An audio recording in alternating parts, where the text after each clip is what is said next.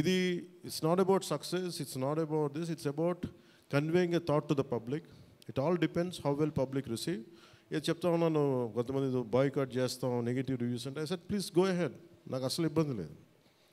ఎందుకంటే నేను రోడ్డు మీదకి వచ్చి నేను ఏమనుకుంటానంటే చాలాసార్లు నీ సినిమాలు ఆడనివ్వు, నేను రానివ్వు అంటే, ఎక్కడో నెల్లూరులో ఉండి చిన్న వీధుల్లో పెరిగినోడిని, ఇక్కడ దాకా రావడమే గొప్ప.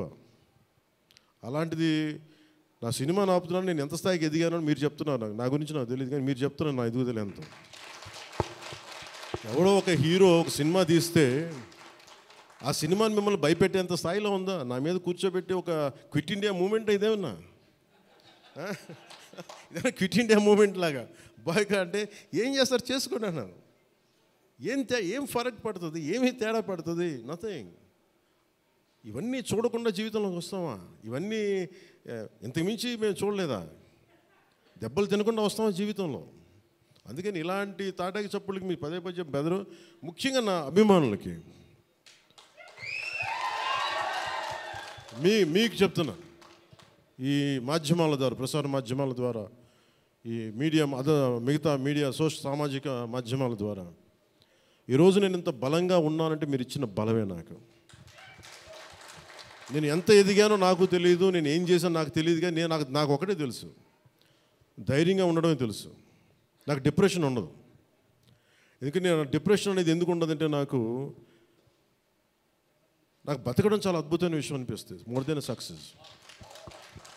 అందుకే నాకు ఇప్పుడు డిప్రెషన్ ఉండదు. ఇంట్లో కూడా చాలాసార్లు కూర్చొని నా కొడుకు కూడా చాలా డిప్రెషన్గా ఉంటే వాడికి ఏం చెప్తాను, రోజు అన్నం మానేరంట. ఎందుకంటే డిప్రెషన్ ఈజ్ ఆల్ క్రియేటెడ్. అలాగే ఇప్పుడు సడన్గా ఆయన ఎందుకు చెప్తున్నాను, ఎందుకు రెలవెంట్గా చెప్తున్నానంటే, సార్ మన సినిమా గురించి నెగిటివ్గా మాట్లాడుతున్నట్టే. అది నెగిటివ్గా మాట్లాడుతున్నా అంటే మనం బలంగా ఉన్నామని అర్థం. మనం బలంగా ఉండబట్టే మన మీద నెగిటివిటీ ఉంటుంది.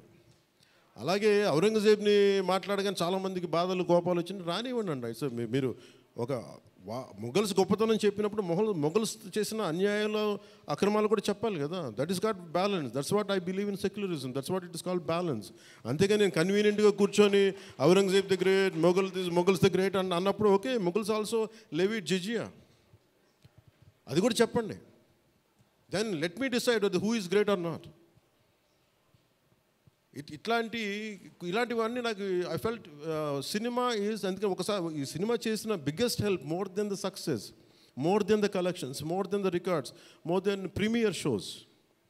ఒక ప్రీమియర్ షోస్ ఏదో చెప్తా ఉన్నారు నిన్న, ఫ్యూ థౌజండ్స్, నాకు పెద్ద కౌంట్ తెలియదు, కానీ దాదాపు 30 crores, around 30 crores it collected yesterday అని చెప్తాను. Only you keeping track of all this? You have forgotten acting. Actors పని అంటే యాక్ట్ చేయడం కదా. కూర్చోమై కలెక్షన్ గురించి మాట్లాడుకుంటాం. నేను ఇప్పుడు దాకా కనుక్కోవాలా అంటే ఇవన్నీ వీటన్నిటికంటే కూడా what is the takeaway from this film?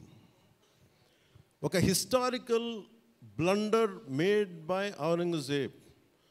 It is a blotch in it has become a civilizational wound in the hearts of every Indian. That has been addressed. ఆ డిఎన్ఏలోకి వెళ్ళిపోయింది ఆ బాధ. We are able to undo that pain, we are able to address that pain.